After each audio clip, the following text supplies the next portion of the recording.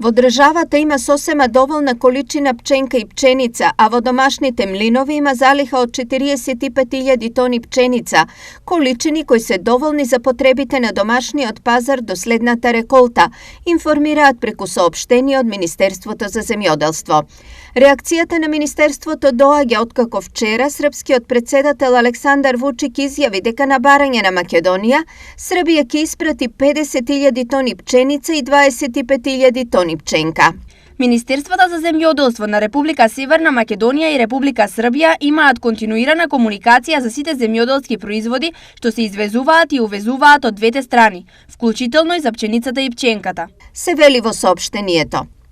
Од Министерството потенцираат дека споменатите количини се во годишните планови на стопанските субјекти, кои им се планирани да ги увезат до почетокот на жетвата со цел како и секоја година да бидат покриени потребите на домашниот пазар и работата на млиновите, пекарите и другите субјекти, а не за потребите на државата или стоковите резерви.